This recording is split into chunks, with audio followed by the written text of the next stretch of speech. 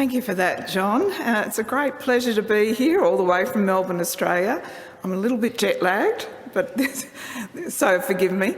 But this is my first time in Northern Ireland, so it's a really great pleasure to be here.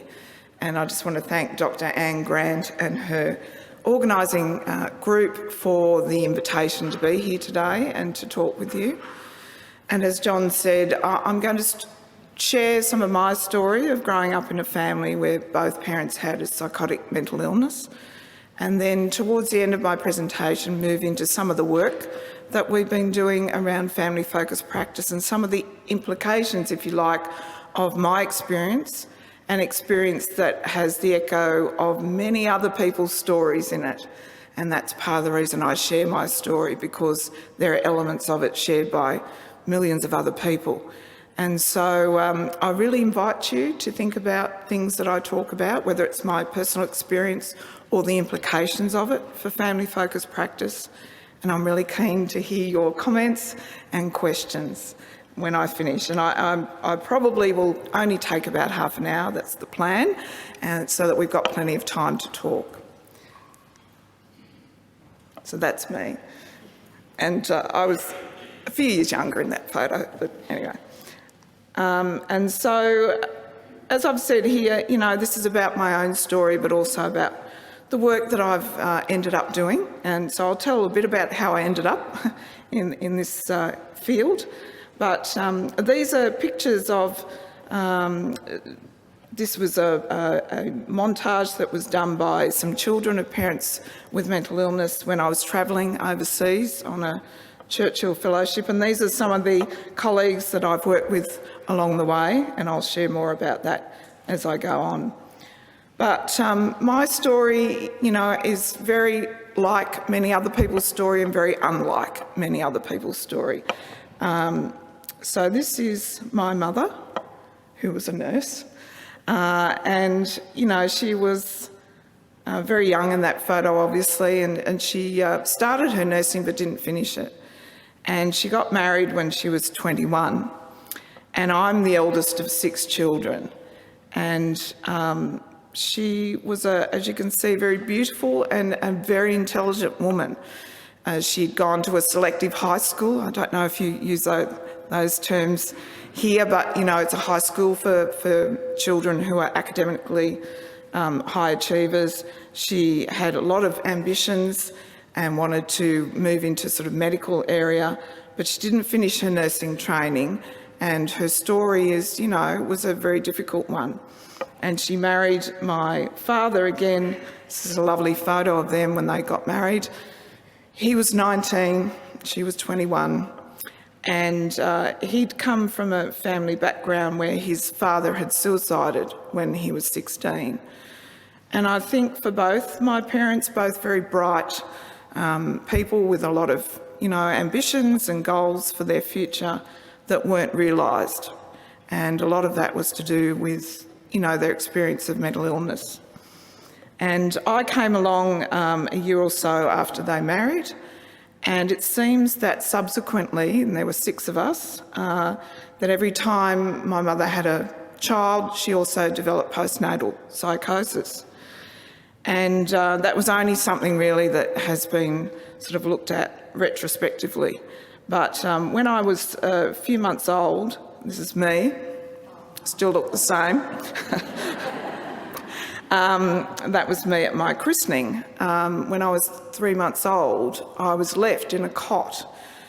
And my mother left and she went interstate. So I was heard by a neighbour. Apparently I was crying in my cot. My father at the time was working as a policeman, so the family called, and she left for many months and moved interstate. And I think really that was the beginning of what was a series of long-term mental health problems.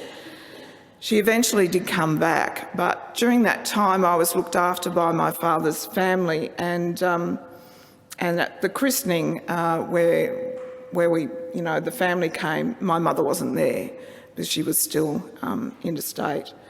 And there were 6 of us. There are 4 of us left in our family, the brother born after me died at 3 months, and I had another brother born later who also died in a car accident. So that's a little bit about our background. That's me and my sister. I think we're at the zoo. My sister wasn't very happy in that photo, but my sister and I were pretty close, and because as it turned out, my parents' marriage disintegrated after about 9 years, I think it was. And so by the time my youngest sister was born, my youngest sister and brother were adopted out, and we were already in children's homes. So our family was very fractured from very early on. And my parents divorced, my father was absent for most of our childhood, and so really our family life, disintegrated very early. We were known as home kids, so I and my sister were put in a series of children's homes, so welfare institutions, and these are the three homes. The first one was a baby's home, infant's home, where we went in when I was very young, 4 or 5. My sister was even younger. And then we went into, from the age of 8, my sister and I were in children's homes for the rest of our childhoods. And so we had a distant relationship, if you like, with my mother. We had extended family who were around us, but we were in these homes. And my story, as I said earlier, is similar to many other people's stories in respect to mental illness in parents, but very dissimilar in respect to being in children's homes. I've not really met another person, I don't think, who's had that experience. And so it did shape, for me, a lot of my childhood. And I think for children, it was a necessary thing at the time. There was no one to look after us. My father had left. My mother was increasingly unwell. There were 6 children, or 5 by then. And so, but to a child, to be put in these homes where you're one of 30 other children, you feel abandoned.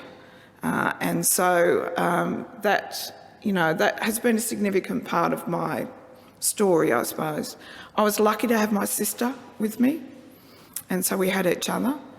And my brother went into the boys' home because they separated us. There was the girls' home and the boys' home. And my 2 youngest siblings were fostered out, adopted out, and we didn't see them or meet them until a long time later. So the homes were difficult places to be in, particularly the one in the middle, where I was sort of in primary school, and the one on the right was a better environment and better caregiving in that environment. But there was a lot of, we had a Royal Commission into care leavers, they were called in Australia, and into the institutions that children were put into. And all the homes I was in were part of that Royal Commission. So it was not a great environment to grow up in. We sort of saw my mother on and off whilst we were in the homes, and we'd often wait for her to pick us up on the weekend. She was not always reliable in doing that, and so I'll always remember waiting for her for hours often at the homes, because we were pretty desperate to get out there, at least for the weekend. But we were lucky that we had both grandparents on both sides who sort of supported us and who we saw in holidays and things like that. But my mother was diagnosed eventually with paranoid schizophrenia, and whilst we were young, she was quite suicidal. And because I was the eldest, I actually found her after a suicide attempt when I was at home. And she often would talk about how she would plan to kill herself. So, when I look back on that, how difficult that was for a very young child, I was 5 or 6 at the time, but she had no one else to talk to. And although she was hospitalised a couple of times during our childhood, it didn't seem like anyone really realised the severity of her illness, and she eventually became homeless. And so she rode the train system in the city that we're in for a long time, and was quite well known as an identity on the streets. And it was only when we'd already grown up and I was nursing that she actually got treatment. And she took a knife to someone in the street because she was fearful. And so she threatened them with the knife, and then she was scheduled, involuntarily admitted. And that was the first time she'd had proper treatment for many, many years. So although she was very unhappy about being involuntarily admitted, I really do think that was the making of the rest of her life, that she got the treatment she needed, she got housing, she developed a life and a social life, and she was able to really live out the rest of her life, well. But that's what it took for that to happen. And in the meantime, our family really became very disintegrated. In the homes, this is not the bus, but I always think of the homes around going to school, because we were in a different bus to all the other kids, and it was a white bus. And it was a mark of stigma, really. We were known as the home kids because we'd arrive at school in this white bus. And we used to make fun of it, but it wasn't really funny, because we felt shame and we were treated differently by the other kids. That improved in high school. I had some very good friends who were very supportive of me in high school, and their parents were as well. And this is the 5 of us. This is my siblings and I many years ago. This is one of the only photos I have of us. The brother standing next to me, I'm the one in the middle, he died in a car accident not very long after that, and we'd only met him a few times. So, and the sister on the far side, your right, really we had very little to do with her as well. So he and she were fostered out to other relatives. So our family remains fractured even now, and even us as siblings don't have a lot of connection with each other. Both my parents have died, and I'll talk a little bit about my father as well, because he ended up developing a paranoid schizophrenia as well later in life. And so that was an interesting experience for me, because he was diagnosed by a psychiatrist that I'd actually worked with in my role as a mental health nurse. So that was, an interesting time. I just want to talk a little bit about the things that helped me along the way, because it has been an unusual experience. My mother was not only very unwell and had lots of delusions about God and the devil, and would make us listen to those for long periods of time, but she was also quite a remote personality. She was not warm. We did not have a close or loving relationship with her, and she was quite critical of us. And I think for me, there's the illness and there's the person, and it's important not to confuse the two. The illness is not responsible for parents' relationships generally with their children, and I think it shouldn't be confused in our relationship with our mother. I don't think the illness was responsible for her, the way she was with us as a parent. I think many parents with mental illness have very warm and loving relationships with their children, but we didn't, and so that was a sadness, I think, that we've had, because we were never really close with her. But things that helped me in the home, in the children's home, there was a beaten up old piano in the dining area, and I decided I wanted to learn music. So I got on that piano every night. And I think in self-defence, the matron of the children's home decided to get me piano lessons. Probably because I sounded terrible, because I taught myself how to play music, and I loved music, and we were lucky. A lot of these homes were religious, in religious institutions, so there was a lot of music, and for me that was a good thing because I loved music. But also, you know, the other things that helped me, I read a lot. I was known as the school bookworm. I won the school library prize because I read everything in the library. And I think partly that was just to escape. I didn't have a lot of friends in primary school. I felt quite isolated, and so I would read. But I think that's been a good thing because now I'm a very good writer. You know, so these are the things in childhood that really sustained me. But this is my mother's mother, and she was a very important person in our life. Although we didn't live with her, she was sort of our mother figure for many years. And this is us with her out on an outing. So we did have some family around us, which I think was important. Many of the children in the homes we were in had come from similar backgrounds to us, parents with substance abuse issues, parents who are in the corrections system, parents with mental illness, and many of those children did not have good outcomes. There was not a lot expected of us as home kids. No one really saw a future for us. Certainly, I'm pretty sure they wouldn't have seen my future. And I think that's one of the things, is the under-expectation of children in homes such as ours and in families. You know, there's a lack of ambition for children. There's a presupposition, if you like, that a lot of children won't do well. And a lot of children don't do well if they don't get the support. But if they do get the support, a lot of children can and do well. So this is us again. And look, my siblings have all gone on to have families of their own, to have careers. We've all done different things.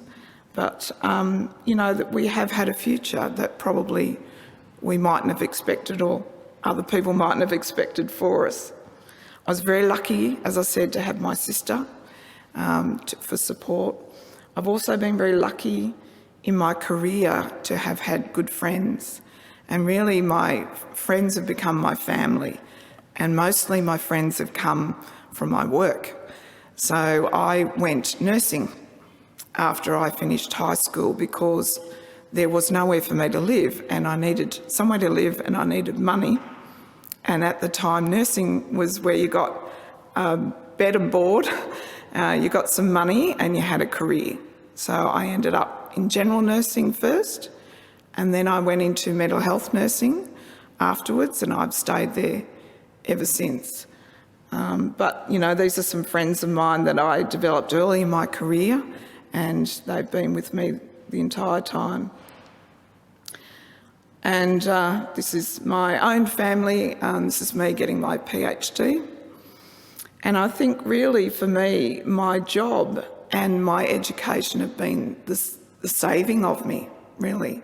I think education, I couldn't overstate the value of education in my life, and the fact that I've been able to forge a career, and I've been able to work with other people who have pulled me along, you know, because I think otherwise my life would have been quite different.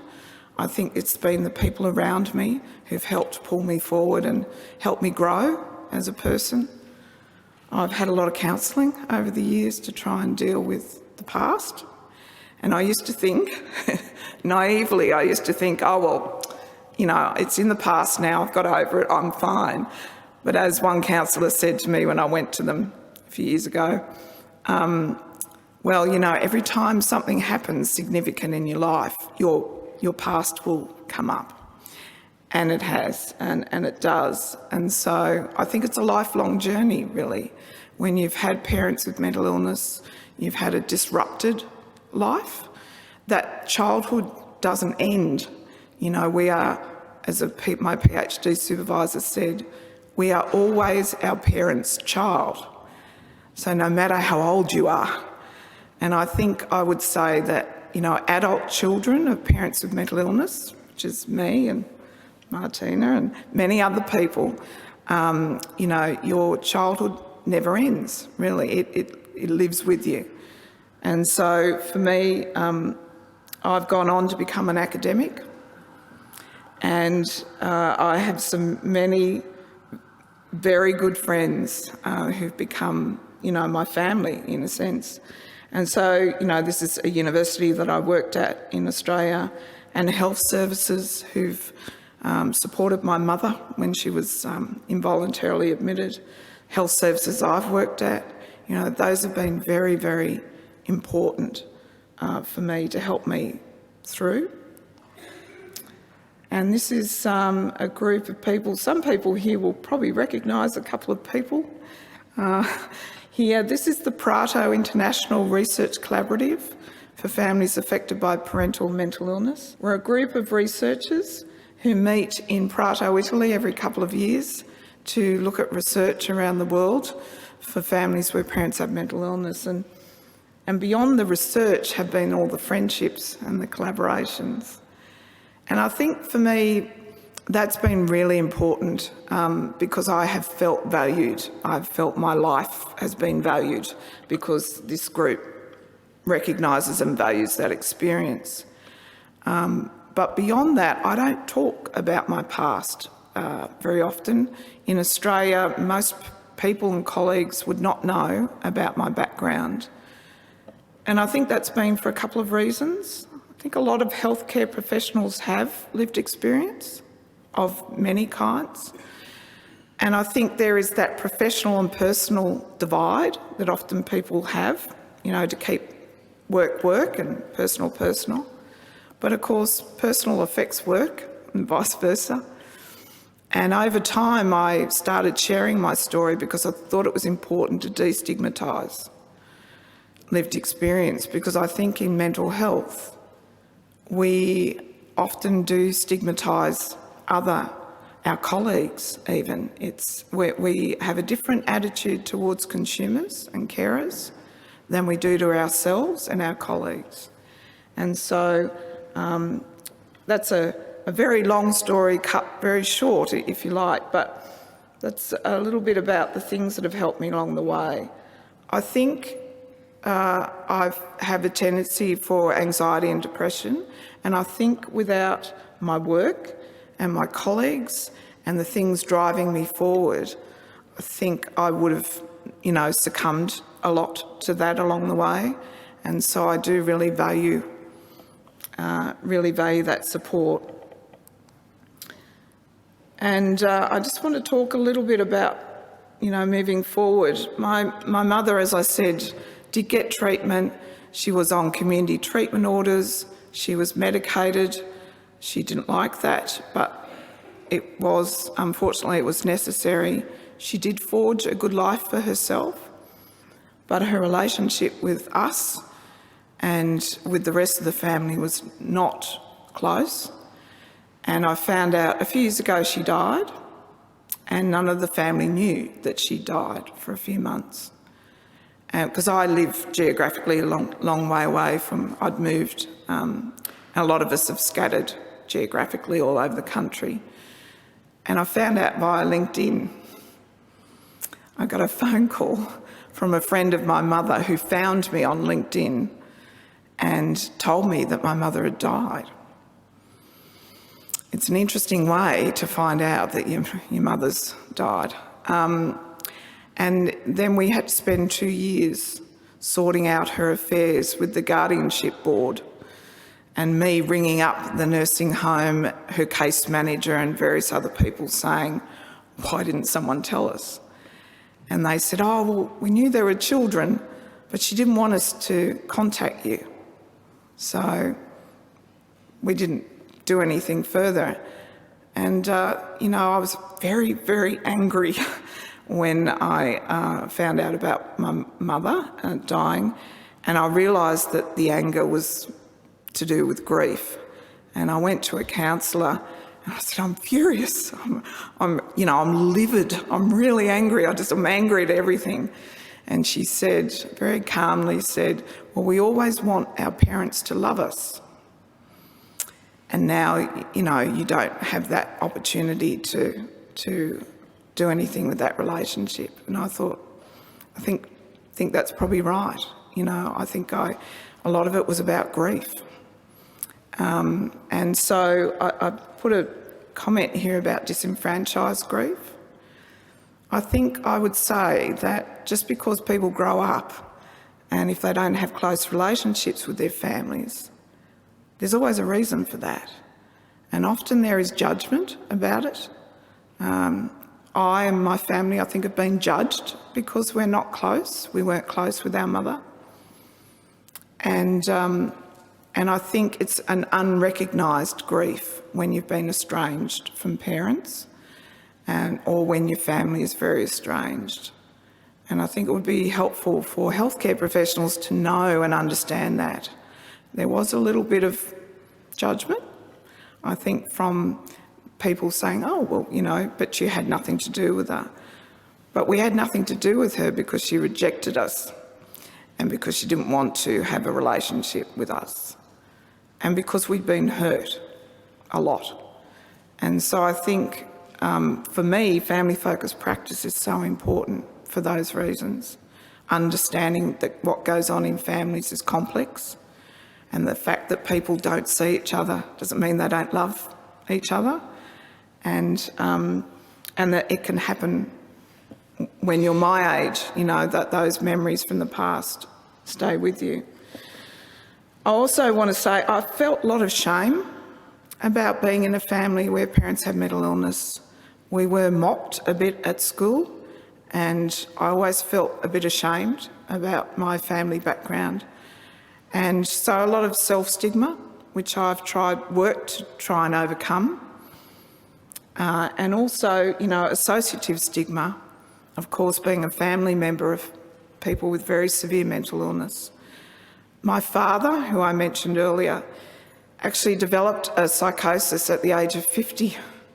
And I was pregnant with my son, and he was very, very fearful. He came to our house and he was very paranoid, and he thought people were trying to gas him out, and he put towels all under the doors. And he came to me and he said, I'm really scared for my life, and I'm scared for you, and I want you to take me to hospital. So I did, and he was voluntarily admitted. And then they diagnosed him with paranoid schizophrenia. And I thought, I can't believe, you know, both my parents, you know, have got, you know, a psychotic mental illness. But he died early from cancer, but he also had a better relationship, I guess, with us as adults than we did with my mother. And he got treatment and medication, but it was it's been a very interesting experience, that personal and professional divide, because I would go and visit him in hospital, and the psychiatrist there, he told them I was a professor of psychiatry. So when I turned up, I said, not quite. I'm an associate professor of nursing, but, you know, close enough. I think he was very proud that both my parents, I think, wanted to go to university and were academically interested, but never did. I was the first one to go to university in the family. And, you know, our children, etc., have gone to university as well. But I do think that both my parents had very difficult lives, and I hope that in future that we can prevent some of that, you know, for both children and parents. But the stigma is a big issue. And we also have stigma working in the field of mental health. Those of us who are working in healthcare often associated with that stigma as well. And that can be difficult to navigate. I have, to try and address some of this, I do speak sometimes about my own experience. I have written and shared my story in this book, Children and Parents of Mental Illness. I've spoken on podcasts, and I do it very deliberately because I want to try and break down some of the stigma and to give other people a little bit of hope, if possible. This is an interview I did as part of my research, because of course, I went into the field of researching families where parents had mental illness, as you do, And this was a young boy. I was interviewing him. We did an evaluation of some camps for children of parents with mental illness. And I was so struck by how wise he was. And, I asked him about, moving forward and what it had been like in his family.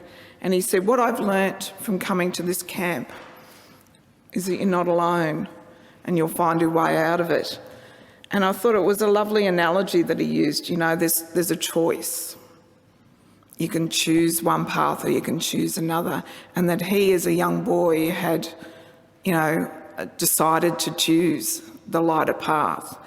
And I think for me, there is an element of choice always in how you deal with the past. And it would be easy to be a victim of it, but not terribly helpful. And so I always tried to choose the path as far as I could. That was the one that moved me forward. Not always easy to do that, and I have felt a fair amount of self-pity along the way, but I tried to not dwell on it because I don't think it's helpful. I think you have to take the good and you have to try to move forward. But as he said it much more eloquently than I could. And so for me, it has been about navigating that path forward. And part of that navigation, as I said, that's me. I'm the one on the left, in case you didn't know. Still look the same. But that was me at my mental health nursing graduation. And I did find my home. I really loved mental health nursing and I've remained in it ever since. And I eventually went into academia and I was thinking about doing a PhD. I didn't know what I was going to do it in. And a friend of mine said, oh, why don't you look at your own experience? And I sort of went, well, what do you mean? And she said, well, she knew about my mother and was a close friend of mine. And she said, well, about having parents with mental illness. So I thought, oh. So I went and had a look at the literature and there was a whole vast amount of literature actually from the 1970s on children and parents with mental illness. But there wasn't much on adult children. And I thought, well, it doesn't stop at 18. What happens to people in their life and the intergenerational impacts. So that was my PhD. And after that, I was fortunate to get a Winston Churchill Fellowship, where I went around the world to investigate resilience programs for children of parents with mental illness. And really that's where I connected with a lot of colleagues in other countries and started my research track in that area. And as part of that collaboration over the years, been really interested in family-focused practice. And with Dr. Anne Grant here, this is an international group from Norway, Ireland, Northern Ireland and Australia and the US. And we looked at, what's the fundamentals of family-focused practice? What are the things that consumers and children really fundamentally need? And we developed this framework and it's called EASE. And so I've gone on to do further work on the EASE framework. And really the EASE framework is about a brief intervention for when you're working with adults who are mental health consumers. A very short conversation really about to open the door, start the conversation with them. And so one of the reasons I've been very focused on this in the last few years is my concern about person-centred care. Now, person-centred care is ubiquitous, it's fine, it's about the person, there's nothing wrong with it as such, but it's about the person, and it usually ignores the people around them. Person-centred care is very individually focused. Personal recovery is very individually focused. But where there are families where parents have mental illness, that's not helpful to the children and partners and family. And so, I've been sort of thinking, as many other people have, about this notion of family-focused care. We need to expand our gaze, not only focus on the person, and also to think about recovery as being relational, that people recover in the context of their relationships, their environments and their family. And so that's really led to some of this work on family-focused practice. So I'm going to show you now a very short video that we developed on what some of the fundamentals might be when you're engaging with consumers who are parents. In Australia, there are over 1 million children living in families where a parent has a mental illness. This situation comes with its own unique challenges for mental health consumers who are parents, their children and family, and for practitioners. For you. We know you do amazing work under difficult circumstances. We want to help make addressing those challenges easier, with ease. EASE is a simple, family-focused framework that recognises the importance of family relationships and connections. It's designed to help you support parents with mental illness and their families to address their needs. Evidence shows that supporting families with family-focused interventions can reduce mental illness emerging in their children by up to 40%. So EASE asks practitioners to engage in short, targeted conversations with parents about parenting, children and family. The goal is to identify and address issues of relevance for the parent and family, which can lead to tailored support and better outcomes. EASE enables you to engage, to build a family-focused relationship with parents and family members. Assess. Identify key family relationships, parenting strengths and parenting and children's needs. Support. Offer emotional support and empathy and practical support such as referring parents to resources or services the family might need. And to educate. To raise awareness of the ways that mental illness may interact with parenting roles and on children's and family well-being, and provide information that supports their recovery. The EASE framework can be applied by all practitioners, including nurses, social workers, psychologists, and occupational therapists, and benefits the whole family. Importantly, it doesn't take a lot of time. It can be as simple as a 15-minute targeted conversation. EASE is designed to save you time, not add more tasks to your busy day. This framework is designed to fit into your workday with ease. The EASE framework is a powerful foundation for providing better care for families. Share it, use it. Together, you can help transform the healthcare experience for families.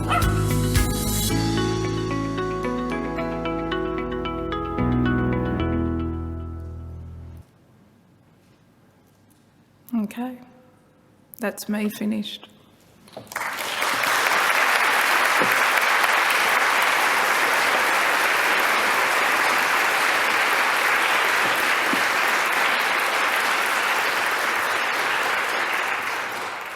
Kieran, thank you for a very personal but also a very reflective and informed presentation. It's really sparked lots of thinking in my head about some of the issues that we're grappling with today.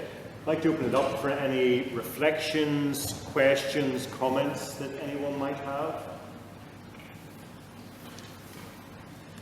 I'm really used to coming back together again to do these things in big events, so everybody's slightly shy about starting, but would anybody like to start off? Martina? Can everybody hear me okay? Thanks very much, Kim. I'm going to go on a personal note here, but everything that you said resonated with me, and I've had a couple of light bulb moments, so thank you very much for that. Your story is very powerful. I've lots of questions, but I have one specific question. Your move from general nursing into mental health nursing, was that it's obviously a personal decision, but was it a decision made because of the struggles that you had in your family life, or was it a professional decision? I think, it's a good question. I think many people are sort of unconsciously drawn, if you like, to certain fields. I think for me, I was working in a renal unit one night, and I just had a bit of an epiphany on night shift. And I thought, I really don't want to be in this environment. We had a lot of renal transplants at the time, and it was quite a heavy sort of environment. And I just thought, I don't want to be here. I don't want to keep doing this work. And at our hospital, we had a couple of mental health units. And so I got the opportunity to go and work in those units. And I think I just felt comfortable. It was like my spiritual home, if you like. I just felt comfortable in that environment, probably because I understood it and I could relate to it. And it was just, I liked also that it was a flat hierarchy. So, you know, in mental health, it was not, you didn't have to wear uniforms. It was much more a flat egalitarian relationship between, you know, psychiatrists, nurses, psychologists, etc. I just preferred the culture and the environment there to general nursing. And then I decided I wanted to go and, you know, get my postgraduate. So it's kind of just, that for me, that was how I ended up there. But I do think I was probably drawn to it. You know, it was something that was familiar to me because of my background, but yeah. Thank you. Anyone else? Yeah, I'll come down in minutes.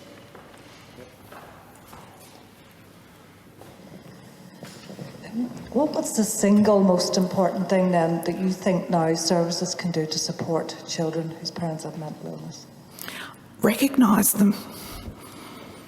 Just acknowledge their existence. And I think even with consumers, acknowledge that they're a parent. Even, you know, my experience has been, I've dealt with a lot of healthcare professionals along the way, and the entire time everyone was very professional, but it was all about my mother. You know, it was all about what we could do for my mother.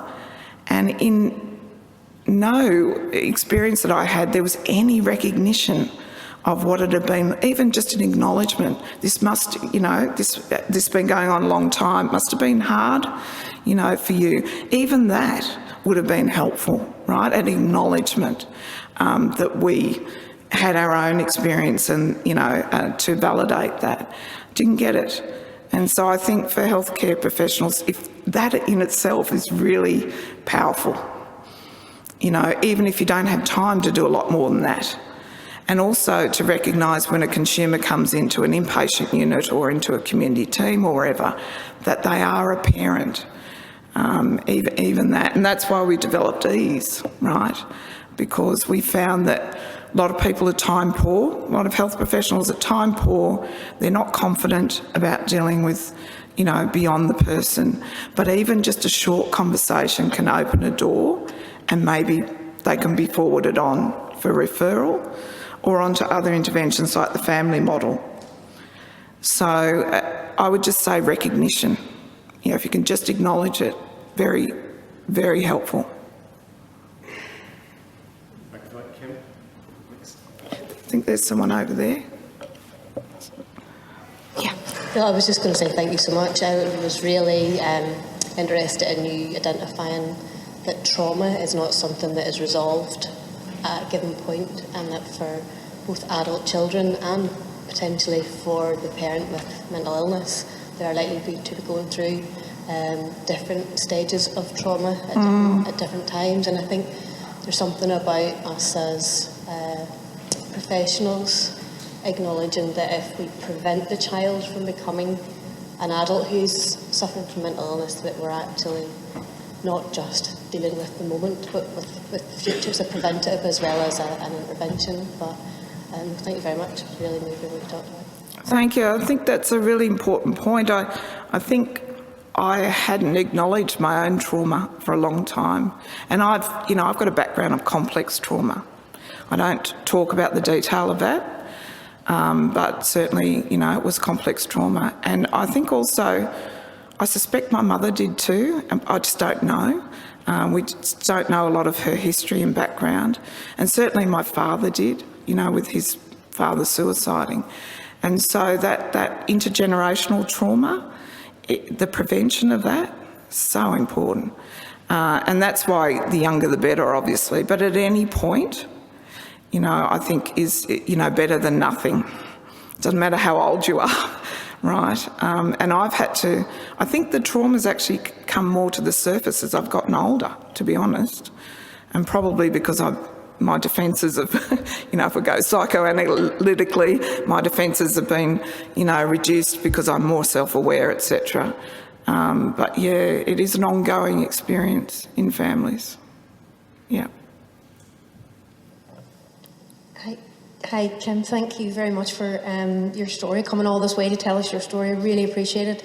My name's Caroline, and I just wanted to say I was really interested in what you talked about, person-centred, not being helpful to you, and I wonder if you could talk a wee bit about that in relation to how do we change systems where all of those professions, nursing, counselling, psychology, social work, they're all taught in a way about an individual or about this privileged one-to-one relationship, and we're not really taught about that wider family and community around looking after people.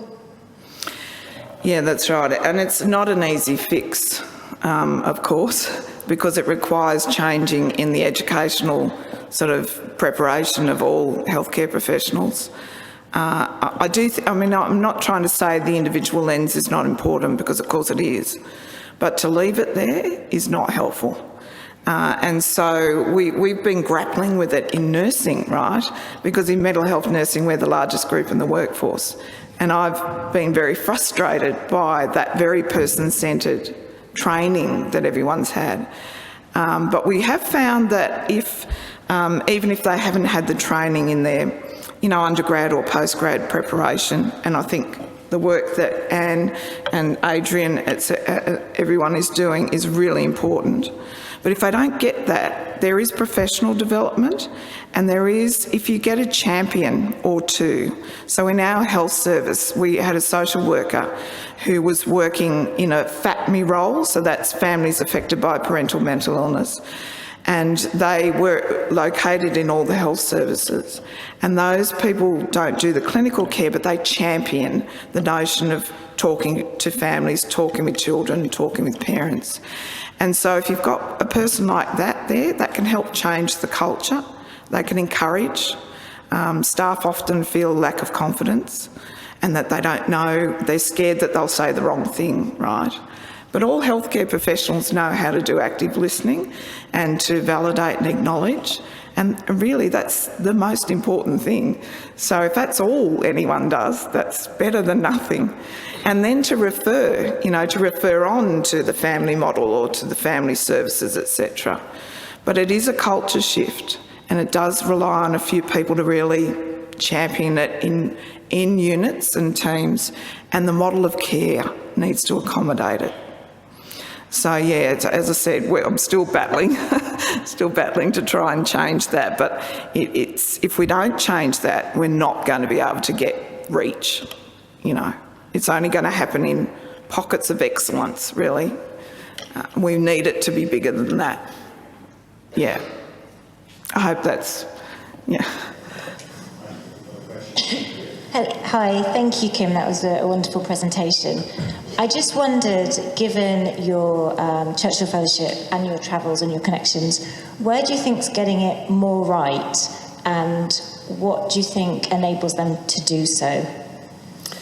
Yeah, that was an interesting question. So I went to the US, I went to the Netherlands, and I went to Canada. And so I was really impressed with the system in the Netherlands at the time, because they had parallel prevention system and a tertiary intervention system, but they were parallel services. And so their government had invested a lot of money into prevention work, not just the way, even in Australia, that's very minimal.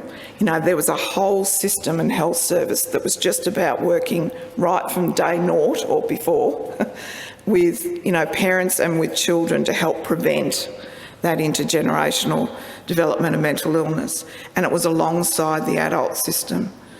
And also just the ethos, really, I guess, the attitude was very accepting. In the Netherlands, it was very socially oriented, so it wasn't a biomedically oriented approach, it was very socially oriented and recognising that people exist in the rest of their life. And so I didn't go to all the other countries. I've since been to many other countries. Norway also, I've been very impressed with their health system, and again, some similarities with the Netherlands. So I do think it requires investment though, and governments are never that keen on prevention, right? They're keen on intervention at the pointy end. And unless we get more at this end, it's going to limit, what we can do, I think.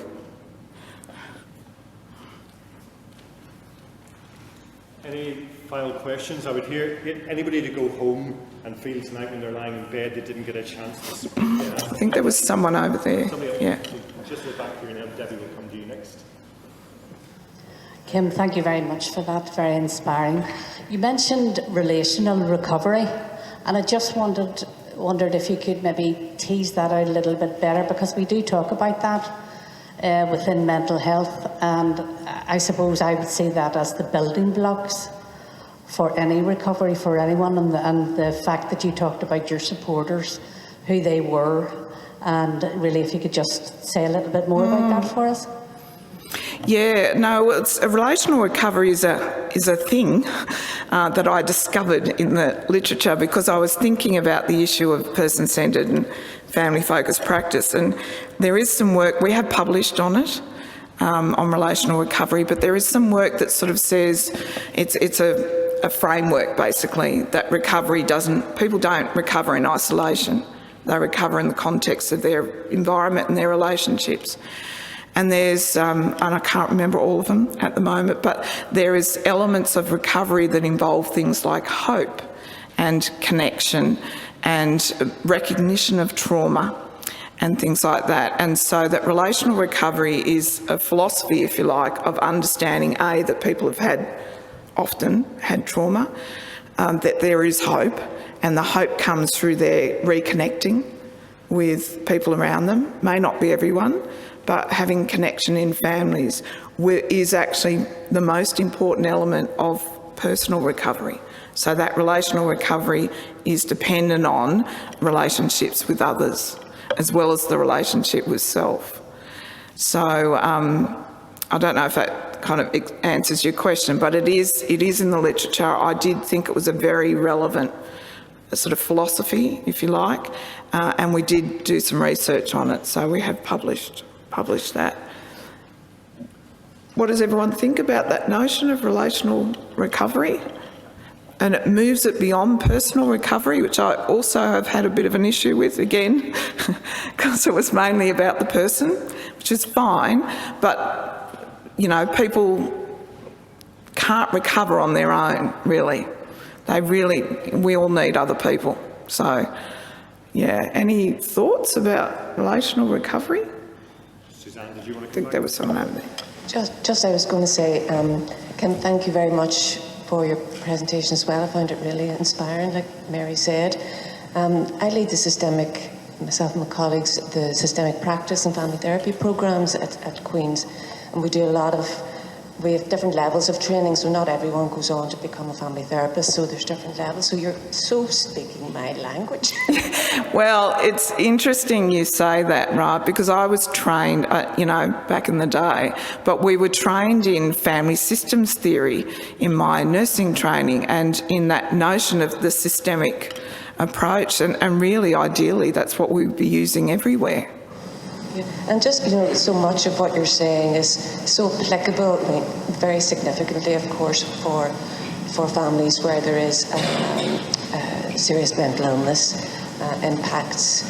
But, a lot of the sort of general principles are so applicable across the board with the very many different challenges that come across families' doors, whether it's physical health, mental health, but also families that are interfacing with child welfare, and often these are sometimes similar families. Yeah, exactly. Lots of things going on. They come in touch with services, so it'd be really good to connect with you all in that and see if there is a good fit with our principles. But thank you, it was really engaging and inspiring. Thank you. I really appreciate your feedback, and I'm not looking for, it, but I really hope that, you know, when I speak, that it is helpful.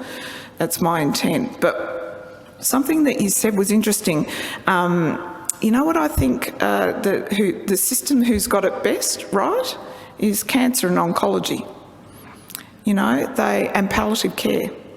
You know, their philosophy is not only about the person, it's all about the whole family and the environment and support, and there's a lot more recognition of psychological support in those sort of models of care, and I do think we could benefit from that and looking at families as a system. So, and I think systems work is wonderful. I always loved family systems theory because it's so applicable.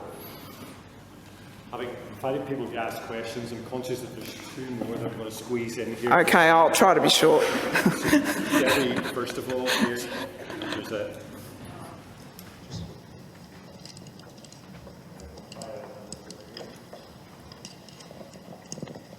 Kim, thank you, fellow Melburnian, but it is home. This is home here now for me. Wow. Came over here about 15 years ago and met a Fermanagh man, so we all know how that turned out, didn't we?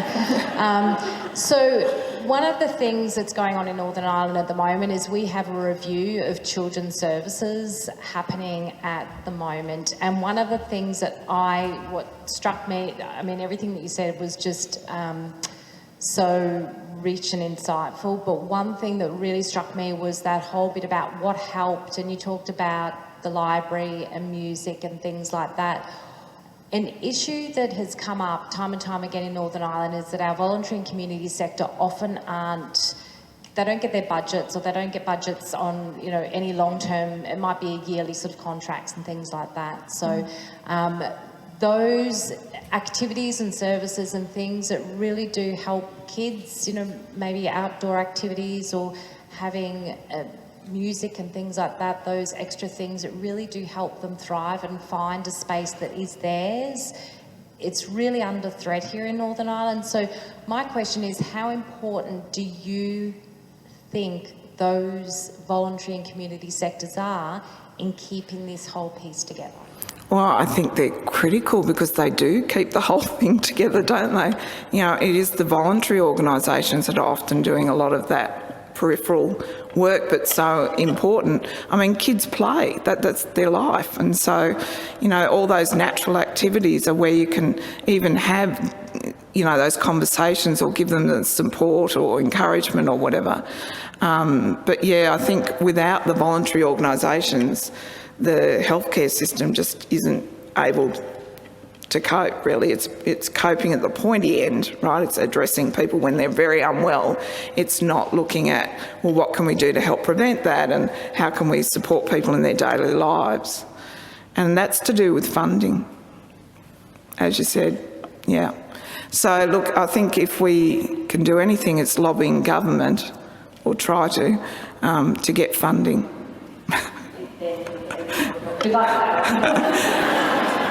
Yeah, well, you know, it's kind of like, well, I talked about hope, right? If you have no hope, you may as well pack up and go home. But, yeah. Hello. Thank you very much, Kim, for that very generous and breadth of your presentation. That was really excellent. I'm wondering about, I'm impressed often at these similar events, the number of women who are present versus the number of men who are present. And I'm wondering about, I hear you talking about the value of external events, education. I was a mature student, so I kind of returned after leaving very early from school. I'm a psychotherapist, and a Gestalt one I would rush to add there, as opposed to a person-centred one.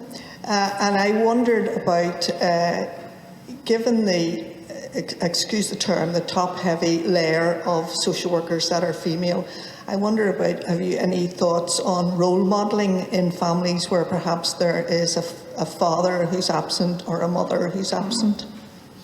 Oh, I think that's absolutely right. I mean, we know the health professions are sort of more dominated by women. the caring professions, etc. But men, I think it's really critical to have those male role models, and whether it's someone who's working in a voluntary organisation or working in healthcare, those families and those children really benefit from that. It's really important because, I mean, we know, psychoanalytically, we know this, right? You know, that absent fathers, you know, affect children, you know, women's later relationships, etc. and so forth.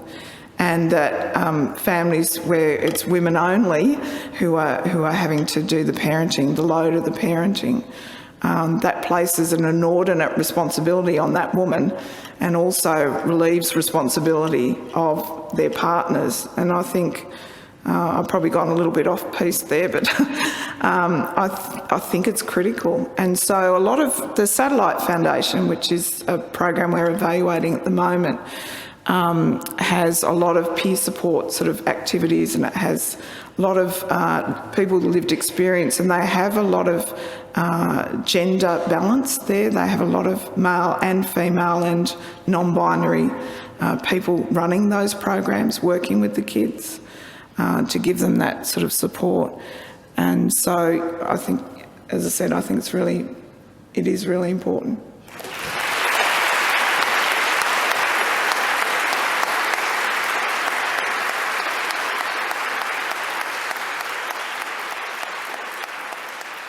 Thank you. I'll be quiet in a minute. But